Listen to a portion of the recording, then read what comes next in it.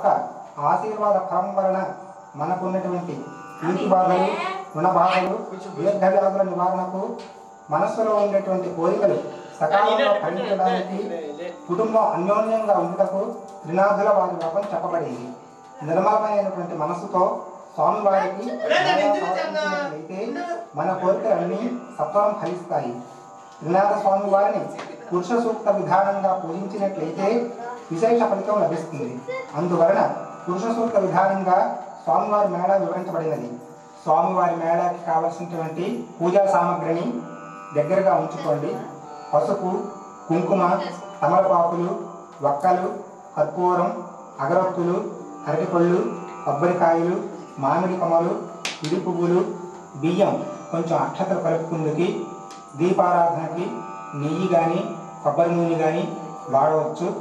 అలాగే ప్రసాదానికి వడపప్పు, పంచదారతో కలిపినటువంటి పానకం, నీళ్లు, స్వామివారి తాలూకా చిత్రపటం, మామిడి కొమ్మలు కూడా దగ్గరగా ఉంచుకోండి. గంజాయి అతి తక్కువగా ధూపం వేయడానికి ఉంచుకోండి. ఇప్పుడు ఒక గ్లాసులో పువ్వు వేసి ఆ నీళ్ళు తలపై జరుపుకోండి. అపవిత్ర పవిత్రవా సర్వా వస్తాంగతే పివ యస్మరేత్ పుండరీకాక్షం సభాభ్యాభ్యంతర శుచి. ఇప్పుడు మనం పరిపూర్ణంగా శుద్ధి. అలాగే పంచపాత్రతోటి ఉద్ధరించుకొని 3 సార్లు ఆచమనం చేయండి. ఓం ఆచమయ కేశవాయ స్వాహ, నారాయణాయ స్వాహ, మాధవాయ స్వాహ, గోవిందాయ నమః, విష్ణవే నమః, మధుసూదనాయ నమః, త్రివిక్రమాయ నమః, వామనాయ నమః, శ్రీధరాయ నమః, ఋషికేశాయ నమః, పద్మనాభాయ నమః, దామోదరాయ నమః, సంకర్షణాయ నమః, వాసుదేవాయ నమః, ప్రద్యుమ్నాయ నమః, అనిరుద్ధాయ నమః, పురుషోత్తమాయ నమః, అధోక్షదాయ నమః, నారసింహాయ నమః, అచ్యుతాయ నమః, జనార్దనాయ నమః, ఉపేంద్రాయ నమః, హరయే నమః, శ్రీకృష్ణాయ నమః, శ్రీకృష్ణ పరబ్రహ్మణే నమః. ఒక తమలపాకు మీద కొంచెం పసుపుతోటి పసుపు విఘ్నేశ్వరుని చేసి ఆ మండపం ఎదురుగా పెట్టి పుష్పాలతోటి పూజ చేయండి. యస్తివో నామ రూపాభ్యాం యా దేవి సర్వమంగళ త్రయో సంస్మరణాత్ పుంసాం సర్వతో జయమంగళం లాభస్తేషాం జయస్తేషాం కుతస్తేషాం పరాభవః ఏషా విందీవర్ష్యామో హృదయస్థో జనార్దనః ఆపదాం భక్తారం ధాతారం సర్వసంపదాం లోకాభిరామం శ్రీరామం భూయో భూయో నమామ్యహం. సర్వమంగళమాంగళ్యే శివే సర్వార్థసాధికే శరణ్యే త్ర్యంబకే దేవి నారాయణీ నమోస్తుతే. ఇప్పుడు పుష్పాలు, అక్షతలు తీసుకొని గణపతికి పూజ చేస్తూ ఉండండి. ఓం శ్రీ లక్ష్మీ నారాయణాభ్యాం నమః, ఉమామహేశ్వరాభ్యాం నమః, వాణీ హిరణ్యగర్భాభ్యాం నమః, సచీపురందరాభ్యాం నమః, అరుంధతీ వశిష్టాభ్యాం నమః, శ్రీ సీతారామాభ్యాం నమః. సర్వేభ్యో మహాజనేభ్యో నమః. అయం మహోత్సవ సమూహమోస్తు. 2 అక్షరాలు తీసుకొని వాసన తీసుకొని మీ ఎడమ చేతి భుజం మీదుగా వెనక్కి వేసుకోండి. ఓం ప్రాణాయామ ఉత్తిష్టంతో భూత పిశాచాః ఏతే బ్రహ్మభారత ఏతే బ్రహ్మకర్మ సమూహే. ఓం భవః ఓం శివః ఓం మహత్.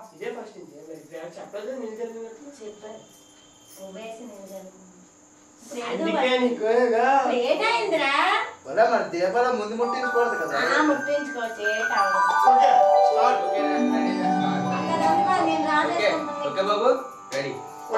ఓం శ్రీ గురుభ్యో నమః. హరి ఓం. భక్త మహాశైలకు బ్రహ్మ విష్ణు మహేశ్వరులను ఏకకాలంలో పూజించి వారి యొక్క ఆశీర్వాద ఫలం వలన మనకున్నటువంటి ఈతి బాధలు, రుణ బాధలు, దీర్ఘ వ్యాధుల నివారణకు, మనస్సులో ఉండేటువంటి కోరికలు సకాలంలో ఫలించడానికి, కుటుంబం అన్యోన్యంగా ఉండుటకు త్రినాథుల వారి వ్రతం చెప్పబడింది. నిర్మలమైనటువంటి మనస్సుతో స్వామివారికి మేళా సమర్పించినట్లయితే మన కోరికలన్నీ సత్వరం ఫలిస్తాయి. త్రినాథ స్వామి వారిని పురుష సూక్త విధానంగా పూజించినట్లయితే విశేష ఫలితం లభిస్తుంది. అందువలన పురుష సూక్త విధానంగా స్వామివారి మేళా వివరించబడినది. స్వామివారి మేళాకి కావలసినటువంటి పూజా సామగ్రిని దగ్గరగా ఉంచుకోండి. పసుపు, కుంకుమ, తమలపాకులు, వక్కలు, కర్పూరం, అగరొత్తులు, అరటిపళ్ళు, కొబ్బరికాయలు, మామిడి కొమ్మలు, విడి పువ్వులు, బియ్యం, కొంచెం అక్షతలు కలుపుకుందుకి దీపారాధనకి నెయ్యి కానీ కొబ్బరి నూనె కానీ వాడవచ్చు. అలాగే ప్రసాదానికి వడపప్పు, పంచదారతో కలిపినటువంటి పానకం, నీళ్లు, స్వామివారి తాలూకా చిత్రపటం, మామిడి కొమ్మలు కూడా ఎదురుగా ఉంచుకోండి. వెంటాయి తక్కువగా దీపం చేయడానికి ఉంచుకోండి. ఇప్పుడు ఒక గ్లాసులో ఆ నీళ్లు తలపై జల్లుకోండి. అపవిత్ర పవిత్రావా సత్వా వస్త్రాంగతే పివా యస్మరేత్పుండై ఏకాక్షం సభాభ్యంతర శుచి. ఇప్పుడు మనం పరిపూర్ణంగా శుద్ధైనట్టుగా అన్నమాట. అలాగే పంచపాత్రతోటి ఉద్ధరణ నీళ్లు తీసుకొని 3 సార్లు ఆచమనం చేయండి.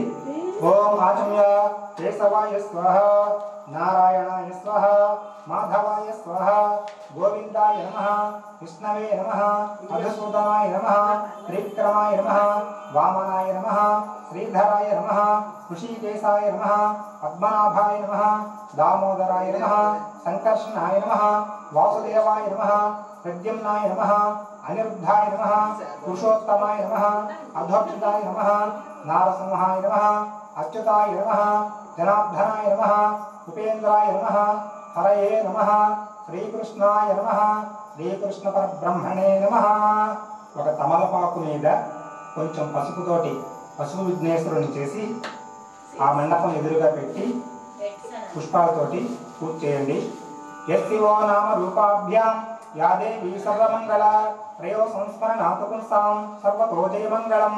లాభస్తేషాం జయస్తేషాం కుతస్తేషాం పరాభవః ఏషాం జీవర్ష్యామో హృదయస్థో జనార్దనః. ఆపదాం హర్తారం ధాతారం సర్వసంపదాం లోకాభిరామం శ్రీరామం భూయో భూయో నమామ్యహం. సర్వమంగళ మాంగళ్యే శివే సర్వార్థ సాధికే శరణ్యే త్ర్యంబకే దేవి నారాయణీ నమోస్తుతే. ఇప్పుడు పుష్పాలు, అక్షతలు తీసుకొని గణపతికి పూజ చేస్తూ ఉండండి. ఓం శ్రీలక్ష్మీ నారాయణాభ్యాం నమః, ఉమామహేశ్వరాభ్యాం నమః, వాణీహిరణ్యగర్భాభ్యాం నమః, సచీపురందరాభ్యాం నమః, అరుంధతీ వశిష్టాభ్యాం నమః, శ్రీ సీతారామాభ్యాం నమః. సర్వేభ్యో మహాజనేభ్యో నమః. అయం ముహూర్త సముహూర్తోస్తు. 2 అక్షతలు తీసుకొని వాసన చూసుకొని మీ ఎడం చేతి భుజం మీదుగా వెనక్కి వేసుకోండి. ఓం ప్రాణానాయమ్యాః ఉత్తిష్టంతో భూత పిశాచాః ఏతే భూమి భారక ఏతేషాం విరోధేన బ్రహ్మకర్మ సమారభే. ఓం భూః ఓం భువః ఓం సువః ఓం మహః ఓం జనః ఓం తపః ఓం సత్యం ఓం తత్సవితుర్వరేణ్యం భర్గో దేవస్య ధీమహి ధియో యో నః ప్రచోదయాత్. ఓం ఆపో జ్యోతిరసౌమృతం బ్రహ్మభూర్భువస్సు వరోం. మమ అనుకోండి. ఉపాస దుర్దక్షే ద్వారా శ్రీ పరమేశ్వర ప్రీత్యర్థం శుభాభ్యాం శుభే శోభన ముహూర్తే శ్రీ మహావిష్ణురాజ్ఞేయ ప్రవర్తమానస్య అద్య బ్రహ్మణః ద్వితీయ పరార్ధే శ్వేతవరాహకల్పే వైవస్వతమన్వంతరే కలియుగే ప్రథమ పాదే జంబూద్వీపే భరతవర్షే భరతఖండే అస్మిన్ వర్తమాన వ్యావహారిక చాంద్రమానేన. ఈ సంవత్సరం పేరు ఏదైతే ఆ సంవత్సరం పేరు చెప్పుకోండి. అలాగే ఉత్తరాయణమ, దక్షిణాయనమ అని కూడా చెప్పుకోండి. అలాగే మాసం పేరు కూడా చెప్పుకోండి. సాధారణంగా ఆదివారం చేస్తూ ఉంటారు కాబట్టి రవివాసరే అనేసి చెప్పుకోండి.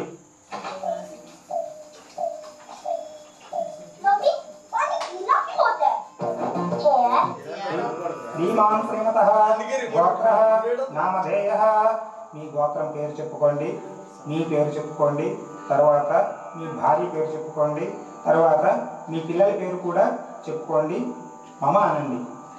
సహ కుటుంబానాం క్షేమస్థైర్యధైర్య విజయాయురారోగ్య ఐశ్వర్యాభివృద్ధ్యర్థం ధర్మార్థకామ మోక్ష చతుర్విధ పురుషార్థ సిద్ధ్యర్థం సర్వకార్యేషు సర్వదా దిగ్విజయార్థం ఆదిత్యాదినగ్ర దేవతా అనుకూలతా ఫలసిద్ధ్యర్థం శ్రీ త్రినాథ స్వామి దేవతా ప్రీత్యర్థం శ్రీ త్రినాథి దేవతా ముద్దిశ్చ శ్రీ త్రినాథి దేవతా ప్రీత్యర్థే యావశ్చక్తి ధ్యానావాహనాది షోడశోపచార పూజాం కరిష్యే. ఆదో నిర్విఘ్నేన పరిసమాప్త్యర్థం శ్రీ మహాగణాధిపతి పూజాం కరిష్యే. తదంగా కలశారాధం కరిష్యే.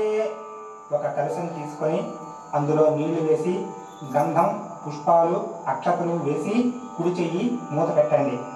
कलशस्य मुखे विष्णुः कंठे रुद्रस्तमास्तः मूले सप्तश्रियो ब्रह्मा मध्ये मातृगणास्तः उक्षौ सागरास्तम्भे सप्तद्वीपावसुन्धर आकलशे धावति पवित्रे परिशिच्यते उद्धैर्यज्ञेश वर्धते आपोवायितं सर्वं विश्वभूतान्यापप्राणाव आपप्पसिवापो अन्नमापो अमृतमापः सम्राडाप विराडापस्वराडापस्विन्द्रा उष्ट्यापो ज्योति वृष्ट्यापो यजु वृष्ट्यापः सत्यमापसप्पा देवता आपो भूर्भुवस्सु वरापवोम కుడి చెయ్యి ఉంగరం వేలుతోటి ఆ నీళ్లలోని ఓం అని రాయండి.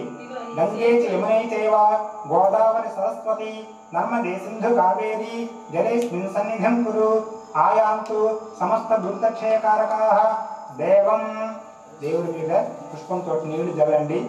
ఆత్మానం మీ ఇద్దరి మీద జల్లుకోండి, మీ పిల్లల మీద కూడా జల్లండి. అలాగే పూజా ద్రవ్యాన్ని మీద కూడా ఈ పుష్పంతో నీళ్లు జల్లండి. పూజా ద్రవ్యాన్ని సంప్రోక్షతి. ఇప్పుడు మండపం మీద తమలపాకు మీద ఒక పసుపు విఘ్నేశ్వరుని చేసి ఆ గణపతికి కుంకుమ పెట్టి నమస్కారం చేయండి. ఓం గణానాం త్వా గణపతిం హవామహే కవిం కవీనాముపమస్రవస్తమం జ్యేష్ఠరాజం బ్రహ్మణాం బ్రహ్మణస్పత ఆనుష్ణ్వన్నోతిభిः सीदसादनं శ్రీ మహాగణాధిపతయే నమో నమః. ధ్యాయామి ధ్యానం సమర్పయామి ఆవాహయామి ఆవాహనం సమర్పయామి. ఒక పుష్పం వేసి నమస్కారం చేయండి. పాదయోః పాద్యం సమర్పయామి హస్తయోర్ అర్ఘ్యం సమర్పయామి. పుష్పంతో నీళ్లు వేయండి. ముఖే ఆచమనీయం సమర్పయామి ఆపోహిష్టామయో భవస్థాన ఇది స్నానం సమర్పయామి. 2 అక్షతలు వేసి నమస్కారం చేయండి. యజ్ఞాపి వేదం పరమం పవిత్రం ప్రజాపతేర్య సహజం పురస్తాత్ ఆయుష్యమగ్రియం కృతం జశుభ్రం యజ్ఞాపి వేదం పరమస్తు తేజః. యజ్ఞాపి వేదార్థే అక్షతాన్ సమర్పయామి. గంధం సమర్పయామి. కొంచెం గంధం వేయండి. గంధం అయ్యాక పుష్పాలు పట్టుకొని విఘ్నేశ్వరుని పూజ చేయండి. ఓం సుముఖాయ నమః ఏకదంతాయ నమః కపిలాయ నమః గజకర్ణకాయ నమః లంబోదరాయ నమః వికటాయ నమః విఘ్నరాజాయ నమః ధూమకేతవే నమః గణాధ్యక్షాయ నమః హారచంద్రాయ నమః గజాననాయ నమః వక్రతుండాయ నమః శూర్పకర్ణాయ నమః హేరంభాయ నమః స్కందపూర్వజాయ నమః సర్వసిద్ధిప్రదాయక శ్రీ మహాగణాధిపతయే నమో నమః. షోడశనామాయ పూజాన్ సమర్పయామి. ధూపమాగ్రాపయామి. 2 అగరవత్తులు వెలిగించి స్వామికి చూపించండి. అలాగే దీపం దగ్గర 2 అక్షతలు వేసి నమస్కారం చేయండి. సాక్షాత్ దీపం దర్శయామి. ధూప దీపానంతరే శుద్ధ ఆచమనీయం సమర్పయామి. ఇందాక కలిసిలో ఉన్నటువంటి నీళ్లు పుష్పంతో జల్లండి. ఇప్పుడు స్వామివారికి నివేదన చేయండి. బెల్లం కానీ అరటిపండు కానీ. ఓం భూర్భువస్వః తత్సవితుర్వరేణ్యం భర్గో దేవస్య ధీమహి ధియో యో నః ప్రచోదయాత్. సత్యం భక్తేన పరిశించామి అమృతమస్తు. ఓం ప్రాణాయ స్వాహా ఓం అపానాయ స్వాహా ఓం యానాయ స్వాహా ఓం ఉదానాయ స్వాహా ఓం సమానాయ స్వాహా. మధ్యే మధ్యే పానీయం సమర్పయామి. హస్తో ప్రక్షాళయామి పాదో ప్రక్షాళయామి తాంబూలం సమర్పయామి. అక్కడ తాంబూలం తీసుకొని విఘ్నేశ్వరుడికి సమర్పించండి. తాంబూలం అయ్యాక కర్పూరం వెలిగించండి. ఓం వేదాహమేతం పురుషం మహాంతం ఇది కర్పూర నీరాజనం దర్శయామి. నీరాజనానంతరే శుద్ధ ఆచమనీయం సమర్పయామి. పుష్పాలు పట్టుకొని స్వామివారికి మంత్రపుష్పం చెప్పండి. ఓం సుముఖస్యైకదంతశ్చ కపిలో గజకర్ణకః లంబోదరశ్చ వికటో విఘ్నరాజో గణాధిపః ధూమకేతుర్గణ అధ్యక్ష పాలచంద్రో గజాననః వక్రతుండ శూర్పకర్ణ. ఈ వేళ ఉత్సాహంగా వెలగాలి, నవ్వుతూనే ఉండాలి. హేరంభ స్కందపూర్వజ షోడశైతాని నామాని యః పఠే శృణుయాదపి విద్యారంభే వివాహే చ నిర్గమే ప్రవేశే తథా సంగ్రామే సర్వకార్యేషు విఘ్నస్తస్వ న జాయతే. తత్పురుషాయ విద్మహే వక్రతుండాయ ధీమహి తన్నో దంతి ప్రచోదయాత్. సువర్ణ సమర్పయామి. క్షమాపణ నమస్కారం. మంత్రహీనం దయాహీనం భక్తిహీనం గణాధిప యత్పూజితం మయా దేవ పరిపూర్ణం అదస్తే. క్షమాపణ నమస్కారం సమర్పయామి. అక్షతలు తీసుకొని చేయండి. భగవాన్ సర్వాత్మక శ్రీ మహాగణాధిపతి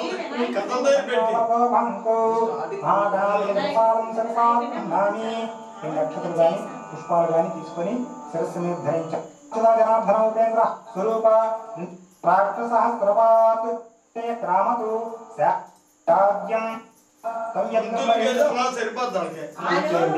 ओम ओम महादेवाय ओम हृदये नमः ओम अक्षत वेसी नमस्कार ब्राह्मणाय स्वाहा पन्नं तमसस्तु पारे सर्वभूतेषु गुहायां विश्वमूर्तिषु भावेन रक्षण వేద బ్రాహ్మణుడు తర్వాత మీ ఇంటి బ్రాహ్మణుడు కానీ ఎవరైనా సద్బ్రాహ్మణుడు కానీ ఆ మండపాన్ని దానం ఇచ్చి ఏతద్ దాన సాద్గుణ్యార్థం మనస్సంకల్పిత హిరణ్యం తుభ్యమహం సంప్రదే నమః కొంచెం దక్షిణ కూడా ఇచ్చి ఆ బ్రాహ్మణ్ణి సత్కరించండి.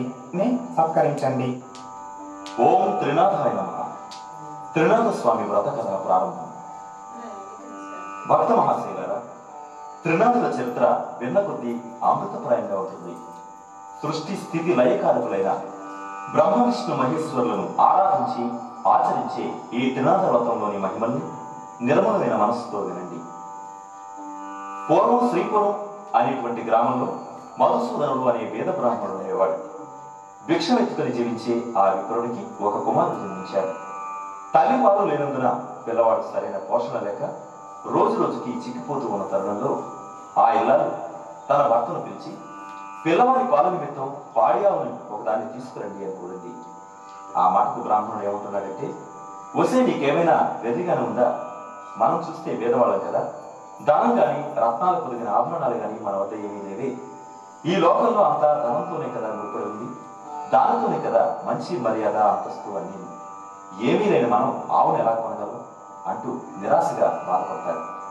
ఆ తల్లి చివరికి ఈ బిడ్డ బ్రతుకుతాడా ఆహారం లేకుండా, ఈ శిశుహత్య నాకు చెప్పుకుంటుందా ఏమిటి, మా వంటి పేద ఇంట్లో ఈ బిడ్డను ఎందుకు పుట్టించావు బ్రహ్మదేవుడా అంటూ బాధపడుతూ ఉంటుంది. మరోపక్క పిల్లవాడు ఆకలితో అల్లాడిపోతూ ఉంటే ఏమీ తోచగా ఆ మధుసూదనుడు తన ఇంటిలో ఉన్న కమండలం ఇంకా కొన్ని చిల్లర సామాన్లు సంతలో ఆ వచ్చిన కొద్దిపాటి సొమ్మును భార్య చేతిలో పెట్టగా ఆమె ఎంతో సంతోషించింది. ఈ సొమ్ముతో పాలుగా ఆవును తీసుకురండి అని చెప్పింది. అదే పని మీద గ్రామాలు తిరిగి చివరకు ఒక భాగ్యవంతుడైనటువంటి షావుకారు ఉండే ఊరుకు చేరాడు ఈ బ్రాహ్మణుడు. ఇక ఆ షావుకారు విషయానికి వస్తే ధనధాన్యాలతో పాడి పంటలతో తొలదూగుతూ ఆ షావుకారు కుబేరుతో సమానంగా మంచి స్థితిలో ఉన్నాడు. అతని పశువుల శాలలో ఉండే ఆవులన్నీ కూడా పాడితో నిండి ఉన్నాయి. కానీ ఇక్కడ దైవఘటన మరో విధంగా ఉంది. అతని ఆవులలో బోధ అని ఒక ఆవు ఉంది. అది చాలా దుష్టబుద్ధి గల ఆవు. పరుల పొలాలలో పడి మేస్తూ ఉండేది. దానివల్ల షావుకారు మాట పడాల్సి వచ్చేది. ఒకసారి తను చూస్తుండగానే పక్క పొలాల్లో చొరబడి మేత వేస్తూ ఉంటే ఆ షావుకారు చాలా కోపం వచ్చింది. దాంతో ఆ క్షణంలో ఒక నిర్ణయం వచ్చేసాడు. అదేంటంటే, ఇది చాలా ఖరీదుగా ఆవైనా కూడా దీన్ని తగ్గించి ఇచ్చేస్తాను, దీని మొహం ఇక చూడను ఎంత తక్కువైనా ఇచ్చేస్తాను అని బహిరంగంగానే అన్న మాటలు ఆ దారిలో వస్తున్న ఈ బ్రాహ్మణుని చెవిలో పడ్డాయి. దాంతో ఆ బ్రాహ్మణుడు షావుకారు వద్దకు వచ్చి ఆవును దూడను తనకే ఇవ్వమని కోరతాడు. షావుకారు ఇంత తక్కువకు ఎలా ఇవ్వగలరు అని చిరాకు పడినా, మీరు ఆడి తప్పితే అసత్య దోషం కలుగుతుంది, మీ మాటను నిలబెట్టుకోమని బ్రాహ్మణుడు కోరడంతో షావుకారు కూడా సరిపెట్టుకుని బ్రాహ్మణుడు ఇచ్చిన ధనాన్ని తీసుకుని ఆవును దూడను ఇచ్చి వేస్తాడు. ఆవును దూడను తోలుకుంటూ తన ఇంటికి చేరిన సమయంలో ఆ ఇల్లాలి ఆనందం చెప్పనలో కాకుండా ఉంది. చంద్రుడిని చూసిన కలువ రీతిగా అపరిమితంగా సంతోషపడింది. వెంటనే పాలు పిండి కుమారునికి పోసి ఆమె ఎంతో తృప్తి చెందింది. ఇలా కొన్ని రోజులు గడిచిన తర్వాత ఆవు ఎట్టుపోయిందో గాని కనిపించడం లేదు. పొద్దుపోయే వేళైనా ఆవు రాకపోవడం చూసి మధుసూదనుడు వెతకడం కోసం బయలుదేరాడు. వీధుల్లోనూ దగ్గరలోని పొలాల్లోనూ చూశాడు. అయినా కూడా ఆవు కనిపించలేదు. ఇక తెల్లవారగానే ఆవును వెతుకుతూ బయలుదేరి కొంత దూరం నడిచి వెళ్ళి ఒక తోటలో ఒక చెట్టును చూశాడు. అది ఒక గొప్ప మర్రి చెట్టు.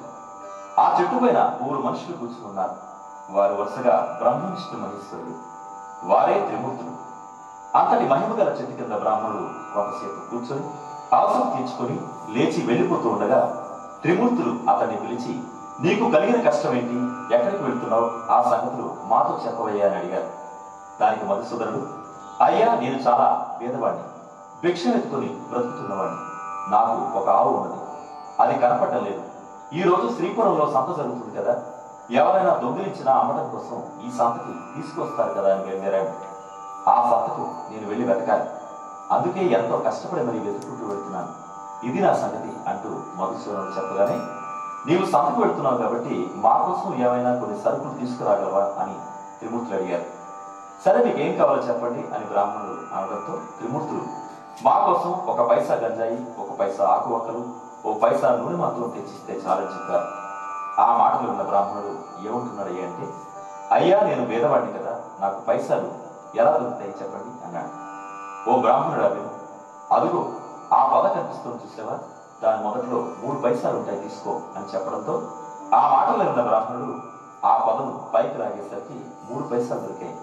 ఇంకా పైసలు ఉంటాయేమోనని ఆ చెట్టును పైకి లాగుతున్నంతలో త్రినాథ స్వాముల వారు అది చూసి, ఓ వెర్రివాడ, ఇక పైసలు ఉండవు, ఎంత దొరుకుతుందో అంటే నీవు వెళ్ళి రమ్మనగా వెళ్ళిన విప్రుడు కొంత దూరం వెళ్ళిన తర్వాత మళ్ళీ తిరిగి రావడంతో, ఏమయ్యా ఏం మళ్ళీ తిరిగి వచ్చావు అని త్రిమూర్తులు అడిగారు. ఏం లేదు స్వామి, మీరు చెప్పిన దినుసులు ఎలా తీసుకురాను, దేనిలో వేసి తీసుకురాను అని అడిగితే, నీ పై మీద కావలస అదే కండువా ఉంది కదా, దానిలో తీసుకురావయ్యా అన్నారు. స్వామి మీరు జగత్కర్తలు, నేను సామాన్యుడిని, కండువాలో నూనె ఎలా వస్తుందని చెప్పండి, మీరు నాతో ఏదో కపటంగా చెప్తున్నారు కానీ అది ఎలా సాధ్యం చెప్పండి అన్నాడు. చూడు నాయన, నీతో ఎలాంటి కపటంతోనూ నేను చెప్పడం లేదు, మమ్మల్ని తలంచుకుని నూనె గావంచాలో పోసి తీసుకురా అని త్రిమూర్తులు చెప్పడంతో ఆ విప్రుడు శ్రీపురం సంతలోకి ప్రవేశించాడు. కానీ ఎంత చూసినా కూడా తన ఆవు కనిపించలేదు. త్రిమూర్తులు చెప్పిన దినుసుల్లోని ఆకులు, వక్కలు, గంజాయి తీసుకున్నాడు. నూనె కోసం బజారుకు వెళ్ళి తెలుగుల వారితో 1 పైసా నూనె ఈ గావంచాలో పోయవయ్యా అనేటప్పటికీ ఆ తెలుగుల వాడు ఆశ్చర్యపడి, ఈ బ్రాహ్మణుడు పిచ్చివాడు కావసం అనుకుని నూనె లేదని చెప్పాడు. అక్కడి నుండి మరో ముసలి తెలుగుల వారి వద్దకు వెళ్ళి నూనె కావాలని అడిగాడు. సరే, నూనె ఎంతది కావాలి అని అడగగా 1 పైసా నూనె మాత్రం ఈ గావంచాలో పోయమని చూపించేసరికి, వీడు వెర్రివాళ్ళ ఉన్నాడు, ఇతను ఎలా అయినా నేను మోసం చేయాలి అని ఆలోచించి కొలత పాత్ర తిరగవేసి నూనె కొలిచి ఇచ్చాడు. విప్రుడు గావంచా చెంగులు పట్టుకుని అక్కడి నుంచి వెళ్ళిపోయాడు.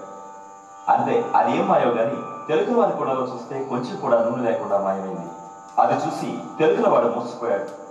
మిగతా సాటి వ్యాపారులంతా కూడా పరిగెత్తుకొచ్చి ముసలివాని ముఖం మీద నీళ్లు చల్లి శాఖ తెచ్చి కూర్చొని పెట్టారు. విషయం ఏమిటి అని అడిగేసరికి, ఏం చెప్పమంటారు, ఒక బ్రాహ్మణుడు వచ్చి 1 పైసా నూనె గావంచాలో పోయమనేసరికి మోసం చేద్దాం కదా అని కొలత పాత్ర తిరగవేసుకొలిసి ఇచ్చాను.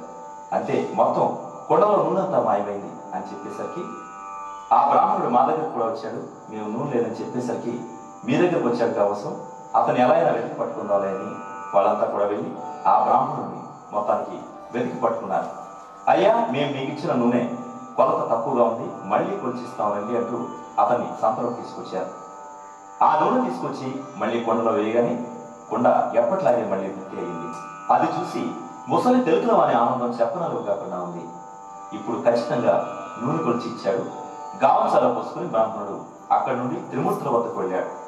వారికి ఆయా సామాన్లు ఇచ్చివేసి తనకు సెలవు ఇప్పించమని కోరాడు. దానికి సమాధానంగా త్రిమూర్తులు ఏమంటున్నారయ్యా అంటే, చూడు నాయన, నీ కష్టాన్ని చూసి మా మనసులో దయ కలిగింది. నేను చెప్పేది ఒక మాట విను. నీవు త్రినాథుల సేవగానే చేసావంటే నీ దారిద్ర్యం పటాపించలే, ధనవంతుడు కాదావు అంటూ త్రిమూర్తులు చెప్పడంతో, స్వామి ఏ ఏ వస్తువులతో మిమ్మల్ని పూజించాలి అని అడగగా, ఓ బ్రాహ్మణుడు విను, మా పూజకు ఎక్కువ ధనం అవసరం లేదు, కొంచెంతోనే మేము తృప్తి చెందుతాం. ఇప్పుడు నీవు తెచ్చిన ఈ 3 పైసల సామగ్రి చాలు. త్రిమూర్తుల పూజా ద్రవ్యం ఇంతే, మాకు వీటితోనే మేళ చేయి. మిగతా వివరాలు కూడా జాగ్రత్తగా విను.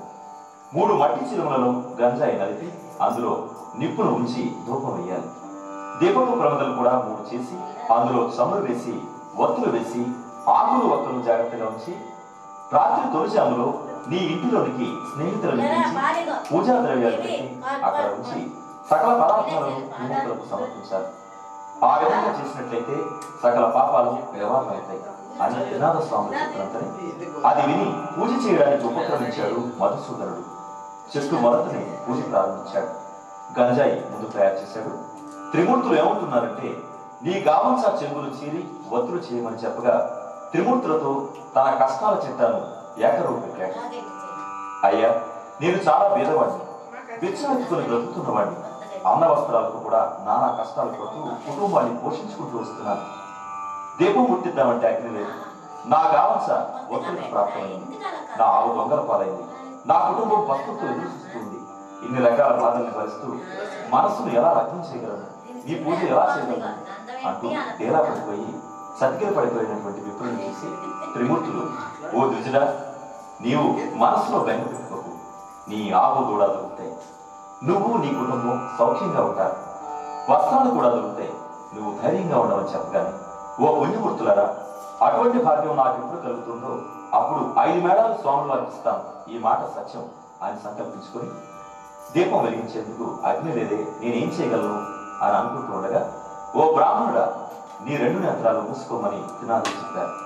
అతడు అదే విధంగా చేసేసరికి అకస్మాత్తుగా దీపం వెలిగింది. అది చూసి బ్రాహ్మణుడు ఆనందించి స్వామికి మేళా సమర్పించి ఆనందంతో చేతులు జోడించి సాష్టాంగ దండ ప్రణామం చేశాడు. త్రిమూర్తుల వద్ద సెలవు తీసుకుని కొంచెం దూరం నడిచి వెళుతూ ఉండగా త్రోవలో ఆవులు కూడా కనిపించేసరికి సంతోషించి, త్రినాథుల వారు నా యందు దయ ఉంచి ఆవును దూడను నాకు దక్కించారు, వారి పూజ నేను చాలా బాగా చేసుకుంటాను అని భావించుకుని ఆవును దూడను తోలుకొని ఇంటికి చేరేసరికి తన ఇంటిలో సిరి సంపదలు పుష్కలంగా ఉన్నాయి. అవన్నీ చూసి ఆనందంలో ఉక్కిరిబిక్కిరైపోయి మరింత శ్రద్ధతో మళ్లీ పూజ చేశాడు. చేయవలసిన కార్యక్రమాలన్నీ అందరికీ వివరంగా తెలియజేశాడు. తన స్నేహితులను రప్పించి వెంకటి వలనే మేళా సమర్పించాడు. మేళా చేసే పద్ధతిని అందరికీ చెప్పగా అంతా తెలుసుకుని ఆ రాజ్యంలో ఉన్న ప్రజలందరూ కూడా త్రినాథుల పూజ చేసి సుఖ సంతోషాలతో నిండుగా బ్రతుకుతున్నారు. ఈ రకంగా అందరూ ధనవంతులై వ్యాపారాలు కొడుకెట్టాయి. షావుకారులందరూ వ్యాపారాలు మూసివేసి ఆ దేశపు రాజు వద్దకు వెళ్లి ఫిర్యాదు చేశారు. అయ్యా, మా ఫిర్యాదు మీరు వినాలి ప్రభు. మధుసూదనుడు అనే వేద బ్రాహ్మణుడు బిచ్చమెత్తుకుని జీవించేవాడు. శ్రీపురం వెళ్లి త్రినాథ మేళాను ఆచరించాడు. త్రినాథులు 8 దేవతలు కానీ వారి అనుగ్రహంతో అతనికి సకల సంపదలు కలిగాయి. ఊరిలో ఉన్న రైతులు 50 మంది త్రినాథ మేళా చేశారు. కుంటి గుడ్డి మోగ అందరూ ఈ మేళా చేసి కృతార్థులయ్యారు. అంతేగాక ధనధాన్యాలు కలిగి కుబేరంతో సమానంగా తయారయ్యారు. ఇలా ఉంటే మా క్రయ విక్రయాలు ఎలా జరుగుతాయి చెప్పండి, మా వ్యాపారాలన్నీ మూతపడ్డాయి, మీరే మాకు న్యాయం చేయాలి అని వేడుకున్నారు. ఆ మాటలు విన్న రాజు చాలా కోపం తెచ్చుకున్నవాడే ఆ రాజ్యపు పౌరులందరినీ పిలిపించి కోపంతో ఈ విధంగా అన్నాడు, త్రినాథులు అనే దేవతలు ఏమి దేవతలు, వారిని మీరు ఎందుకు పూజిస్తున్నారు?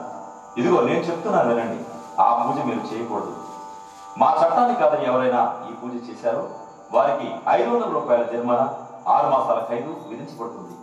అలా కాదని మా ఆజ్ఞను ధిక్కరిస్తే సోనం వేయబడతారు అంటూ తాకీదిచ్చి పంపించారు రాజుగారు.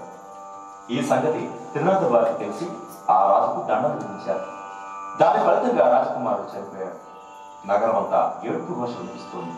ప్రజలందరూ ఈ వార్త విని రాజు దగ్గరకు పరిగెత్తారు.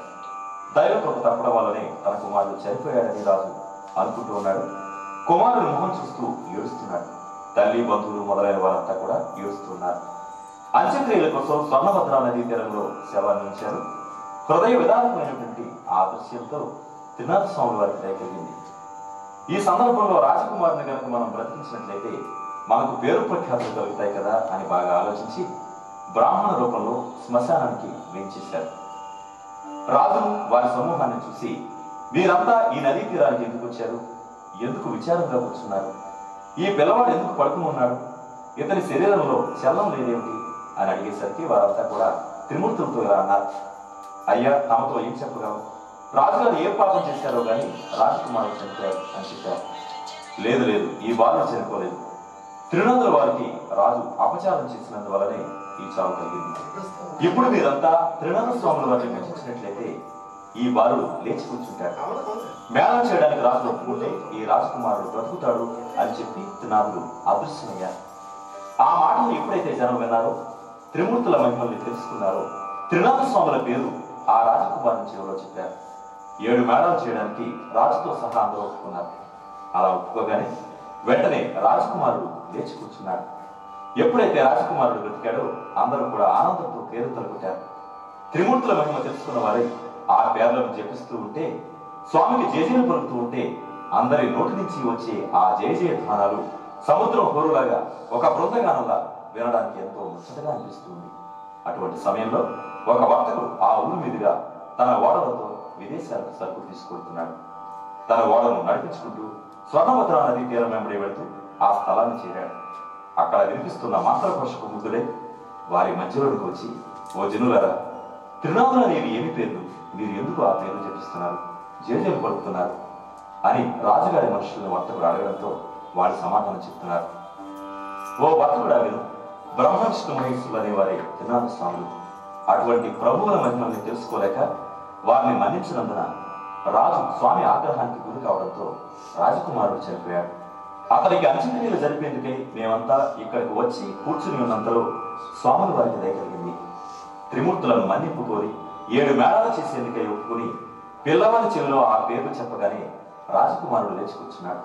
ఈ విధంగా ఆ పిల్లవాడిని బ్రతికించిన మహిమగల ప్రభువులు త్రినాథ స్వాములు అని వారంతా చెప్పగా షావుగారు ఎంతో ఆనందం చెందినవాడై తన మనసులో అనుకుంటున్నాడు, ఆహా, అటువంటి స్వాములు ఎక్కడుంటారో కానీ నా వాడు ఒడ్డును పడి ఉన్నాయి. ఈ వెళుతున్న వ్యాపారం ఫలించి నాకు నష్టం రాకుండా ఉన్నట్టయితే ప్రభువుల వారికి 5 మేళాలు చేస్తాను అని మనసులో సంకల్పించుకుని వాడపై కూర్చొని వెళ్ళిపోయాడు. పై దేశాలు వెళ్ళి అక్కడ గొప్ప లాభాన్ని పొంది తిరిగి ఊరికి చేరుకున్నాడు. వాడను లంగలు వేయించి ఇంటికి చేరుకున్నాడు. తన నౌకర్లంతా కూడా వాడలోని ధనాన్ని సరుకులను మోసుకుపోయారు. ధనాన్ని ఇంట్లో వేసుకుని షావుకారు ఆనందంతో ఉన్నాడు. వ్యాపారంలో లాభించిన ధనాన్ని చూసుకుని ప్రభువుల వారి మేళా సంగతి మర్చిపోయాడు షావుకారు. దాంతో త్రినాథ స్వాముల వారికి ఆగ్రహం కలిగి దండన విధించారు. ఫలితంగా వాడ నీటిలో మునిగిపోయి దాంతో పాటు నౌకర్లు, వాడలోని సిబ్బంది అంతా కూడా నీటిలో మునిగిపోయారు. ఆ సంగతి తెలుసుకుని షావుకారు గొల్లుని ఏడ్చాడు. మరికొంతసేపటికి తెలివి తెచ్చుకుని తలంచుకుని మరి ఏడుస్తున్నాడు. ఆ సమయంలో ఆకాశంలోంచి త్రినాథ స్వాములు అంటున్నారు, నీవు మాకు మేళాలు ఇచ్చావు కాదు, అందుకే నీ వాడ మునిగిపోయింది. నీ 5 మేళాలు సమర్పించినట్లయితే నీ వాడ నీకు దక్కుతుంది అంటూ సెలవిచ్చారు. అది విన్న షావుకారు తప్పిదాన్ని తెలుసుకుని ఎంతో బాధపడి, అయ్యో, నేను ముందు సంకల్పించుకున్న విధంగా చేయలేకపోయానే, ప్రభువుల వారి మహిమను మర్చానే, ఎంత పొరపాటు జరిగింది. ఇప్పుడే త్రినాథుల వారికి మేళా చేస్తాను అని మనసులో నిర్ణయించుకున్నవాడే మేళాకు కావలసిన సామగ్రి తెప్పించి స్నేహితులందరినీ రప్పించి ప్రభువుల వారికి మేళా సమర్పించి ప్రార్థించాడు. నీటిలో మునిగిపోయిన ఓడ వెంటనే పైకి తేలింది. మునిగిపోయిన నౌకర్లంతా బ్రతికారు. అది చూసి పట్టలేని ఆనందాన్ని పొందాడు షావుకారు. పరిచారికలు, నౌకర్లు ఓడలో గల మిగిలిన ధనాన్ని ఇంట్లోకి తీసుకువెళ్ళగా షావుకారు కూడా ఇంట్లో ప్రవేశించి గంజాయి, ఆకులు, ఒక్కలు అన్ని కూడా స్వాముల వారికి మేళా సమర్పించి సాష్టాంగ దండ ప్రణామం చేశారు అందరూ కూడా. ఇలా రాజ్యం అంతా త్రినాథ స్వామి మేళా గురించి ప్రకటనలు పంపించగా మేళా చూడడానికి అంతా వస్తున్నారు. ఇలాంటి స్థితిలో గుడ్డివాడు ఒకడు తోవన పోయేవారిని అడుగుతున్నాడు, అయ్యా, మీరంతా ఎవరు, ఎక్కడికి వెళుతున్నారు అని. మేము మేళా చూడడానికి వెళుతున్నాం అని చెప్పారు వాళ్ళంతా. నాకు కూడా రావాలని ఉంది, మీరైతే కళ్ళతో చూడగలరు, కళ్ళు లేని వాడిని నేను ఎలా చూడగలను అని నిరాశపడుతుంటే వాళ్ళు ధైర్యం చెప్పారు, చూడయ్యా, నువ్వు త్రినాథ స్వాముల వారిని భజించు, నీ కళ్ళు కనిపిస్తాయి, ప్రభువుల వారి మహిమతో చూడగలుగుతావు అని చెప్పగానే గుడ్డివాడు త్రోవలో కూర్చుని త్రినాథ త్రినాథ త్రినాథ అంటూ కొంతసేపు స్వాముల వారిని భజిస్తూ భజించేసేసరికి కొంచెం కళ్ళు కనిపించాయి. అప్పుడు కొంత దూరం వెళ్ళాడు. దారిలో ఒక చోటవాడు కూర్చుని ఉన్నాడు. ఈ గుడ్డివాడిని చూసి, నీవు గుడ్డివాడవు కదా, ఎంత కష్టంలో ఎక్కడికి పెడుతున్నావు అని చోటవాడు అడగడంతో, నేను మేళా చూడడానికి పెడుతున్నాను అని చెప్పాడు గుడ్డివాడు. నా మీద స్వామివారికి దయలేదు, నా కాళ్ళు చేతులు సొట్ట నేను ఎలా నడవగలను, నీ కాళ్ళు ఉన్నాయి కాబట్టి ఎలాగైనా వెళ్ళగలవు అనగానే గుడ్డివాడు, నీవు కూడా త్రినాథ స్వాముల వారిని భజించినట్లయితే నీ కాళ్ళు చేతులు గొడవతాయి, క్షణంలో ఇద్దరం కలిసి వెళ్ళిపోదాం. నేను గుడ్డివాడిని కదా, ఏమాత్రం కళ్ళు కనిపించేవి కాదు, త్రినాథ స్వాముల వారిని భజించాను కనుక కొంచెం కొంచెం కనిపిస్తున్నాయి, అందుకే నీవు కూడా స్వాముల వారిని భజించినట్లయితే నీ బాధని నివారణ చేస్తారు ప్రభు అని చెప్పగానే చొట్టవాడు కూడా త్రినాథ త్రినాథ అని భజించి, అన్నా, నీ కాళ్ళు ఉన్నాయి కాబట్టి నడవగలవు, నేను ఎలా నడవగలను, అందుచేత నన్ను నీ భుజాల మీద కూర్చోబెట్టుకుని నెమ్మదిగా నడిచి వెళ్ళరాదు, నీకు నేను త్రోవ చూపుతూ ఉంటాను, నిశ్చింతగా ఇద్దరం కలిసి వెళ్ళొచ్చు అన్న చొట్టవాణి వినపం మేరకు చొట్టవాణి తన భుజాలపై కూర్చొని పెట్టుకుని మెల్లగా నడుస్తూ తీసుకువెడుతున్నాడు గుడ్డివాడు. అప్పుడు, మిత్రమా, ఇప్పుడు నా కళ్ళు నిర్మలంగా కనిపిస్తున్నాయి అని అంటుంటే, అన్న, నా కాళ్ళు చేతులు కూడా పనిచేస్తున్నాయి, నేను ఇప్పుడు నడిచి వెళ్ళగలను అంటున్నాడు చొట్టవాడు. ఈ విధంగా వారిద్దరూ కూడా స్వామి అనుగ్రహంతో అవిడితనాన్ని జయించారు. ఇద్దరు కలిసి త్రినాథ స్వామి మేళ వద్దకు ప్రవేశించారు. ఇది ఇలా ఉండగా ఆ మేళ జరిగే స్థలానికి రోజు ఒక వైష్ణవుడు వస్తూ ఉండేవాడు. కానీ మేళా చెల్లకుండానే ఎప్పుడు ఇంటికి వెళ్ళిపోతూ ఉండేవాడు. దాంతో అతన్ని ఈ రోజు ఈ మేళాలో కూర్చొనివ్వకూడదు అని అక్కడి నిర్వాహకులంతా కూడా కట్టడి చేసుకున్నంతలో అతను రాని వచ్చాడు. నువ్వు ఎప్పుడు మేళా చల్లకుండా వెళ్ళిపోతూ ఉంటావు కాబట్టి రానివ్వకూడదని మేము తీర్మానించుకున్నాం అని మేళా చేసుకునే వారంతా అనడంతో నన్ను క్షమించండి, నేను ఇక మీదట మధ్యలో వెళ్ళను. మా గురువు గారు వచ్చినా సరే నేను వెళ్ళను, దయచేసి నన్ను అనుమతించండి అని వేడుకున్నాడు. దైవయోగం వల్ల ఆ క్షణంలోనే గురువు గారు వైష్ణవుని ఇంటికి వెళ్ళి నా శిష్యుడు ఏడి ఎక్కడికి వెళ్ళాడు అని అతని తల్లిని అడగడంతో నా కుమారుడు మేళా దగ్గరికి వెళ్ళాడు అని చెప్పింది. సరే ఆ మేళా ఎవరిది అని అడగగా అది తిరునాథ మేళా అని చెప్పింది ఆ తల్లి. దాంతో గురువుకు కోపం వచ్చి ఆ మేళా స్థలానికి వెళ్ళి శిష్యుని నానా రకాలుగా తిట్టి మేళా స్థలాన్ని, అక్కడ పూజ జరుగుతున్న సామగ్రిని గాలితో తరివేశాడు. తమ శిష్యుడైనటువంటి వైష్ణవుని బరబరా ఈడ్చుకుంటూ తీసుకుపోయాడు. ఇలా వాళ్ళు కొంత దూరం వెళ్ళేసరికి వర్షం ప్రారంభమై బళ్ళు మట్టు గుండపోతగా కురియసాగింది. కటిక చీకటి కావడంతో త్రోవ కనిపించడం లేదు. ఈ వర్షం గాలి వల్ల గురు శిష్యులు చెల్లాచెదరైపోయారు. అతి కష్టం మీద గురువు గారి ఇంటికి చేరుకున్నారు. అక్కడ పరిస్థితి చూడగా గురువు గారి తల్లి గడప దగ్గర కూర్చొని ఏడుస్తుంది. విషయం ఏమిటో అర్థం కాని గురువు లోనికి వెళ్ళి చూడగా అతని భార్య కుమారుడు చనిపోయి ఉన్నారు. వారిని చూసి గురువు మూర్ఛపోయాడు. శిష్యుడు అతన్ని పట్టుకుని లేపి కూర్చుండబెట్టి మొహం మీద నీళ్లు చల్లి సముదాయించాయి. అయ్యా గురువయ్య, తమరు త్రినాథ స్వాముల వారికి అపరాధులు, త్రినాథ మేళాన్ని పాడు చేశారు. అది ఎంతటి అపచారమో అపరాధమో మీరు గమనించారా? దాని ఫలితంగానే మీరు స్వాముల వారి ఆగ్రహానికి గురై ఎంతటి కష్టాన్ని కొనిపించుకున్నారు. సరే, జరిగిందేదో జరిగింది. త్రినాథులు అనగా త్రిమూర్తులు, నమ్మిన వారిని గట్టెక్కించే దయాసముద్రులు. మీరు నిష్ఠతో స్వాముల వారి మేళా చేసినట్లయితే మీ భార్య కుమారుడు బ్రతుకుతారు అని శిష్యుడు అనగా ఆ మాట విన్న గురువు 5 మేళాలు ఇచ్చేందుకు ఒప్పుకున్నాడు. తన అపరాధం మన్నించమని స్వామిని వేడుకోగా భార్య కుమారుడు లేచి కూర్చున్నారు. త్రినాథ మేళాలను పాడు చేసినందుకు నాకు తగిన శిక్ష జరిగింది. నేను మూర్ఖుణ్ణి, అహముణ్ణి, అహంకారిని, ప్రభువుల వారి మహిమ తెలుసుకోలేకపోయాను అని త్రినాథ స్వాములను క్షమాపణ వేడుకుని మేళాలకు కావలసిన పదార్థాలన్నీ రప్పించి అందరితోనూ కలిసి పూజ చేసి మేళా సమర్పించాడు. నూనె కాలడం చెల్లింది. ప్రభువుల వారి పూజ పూర్తిగా వచ్చింది. ఆకులు, మొక్కలు, గంజాయి అందరూ పంచుకుని త్రినాథ స్వాములను సేవించి సుఖాన్ని అనుభవించారు.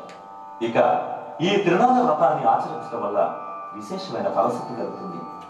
ఈ చరిత్రను ఎవరు వింటారో వారికి కుష్టు వ్యాధి, గుడ్డితనం, నడితనం వంటి అంగవైకల్యాలు పోయి ఆరోగ్యం పొందుతారు. పిల్లలు లేని స్త్రీ ఈ కథను కనుక నిర్మలంగా వింటే వారికి సంతానం కలుగుతారు. ఎవరైనా కొంటిగా హాస్యాలాడితే స్వామి ఆగ్రహంతో నడ్డితనము, గుడ్డితనం కలుగుతుంది. ఇక పూజ విషయానికి వస్తే 3 త్రిమూర్తుల్ని వేరువేరుగా పూజించాలి. నైవేద్యం సమర్పించి గంజాయిలో అగ్నిని వేయాలి.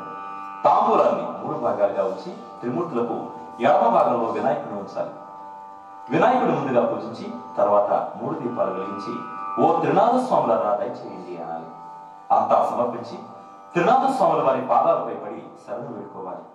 అందరూ కూడా నిర్మలమైన మనసుతో కూర్చుని కథను వినాలి. ప్రసాదం అందరూ పంచుకుని స్వామిని సేవించాలి. ఈ విధంగా త్రినాథ స్వాములు అనే త్రిమూర్తులను పూజించి తరించమని ఈ కథను సీతాదాసు, నేత్రదాసు చెప్పి ఉండగా మనం తరతరాలుగా ఆచరిస్తూ వస్తున్నాం. మంగళం భగవాన్ విష్ణు, మంగళం మధుసూదన,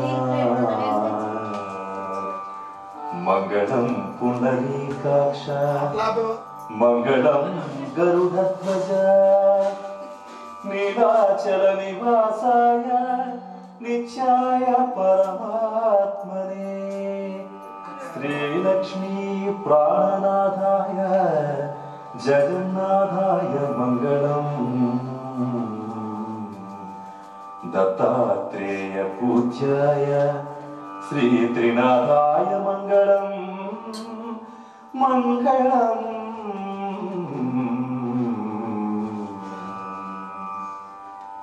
శ్రీ త్రినాథ మేళా సంవత్సరం సర్వే జనా సుఖినో భవంతు.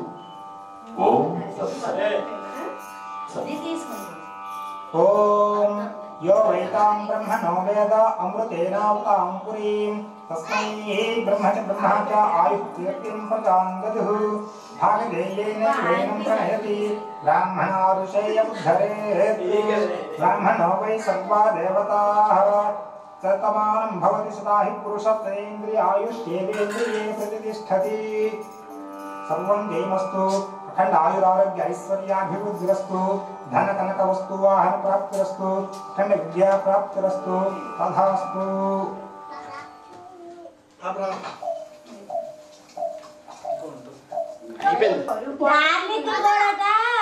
కిందనో అసలు అది వెళ్ళిపోయాడు కానీ వద్దాను దానికోసం వస్తాను అది ఇంద్రేమో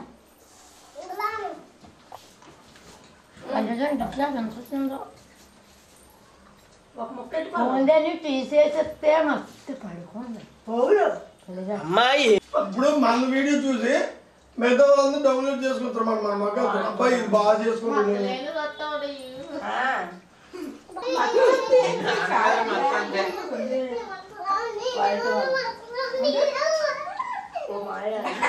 చేయలేదు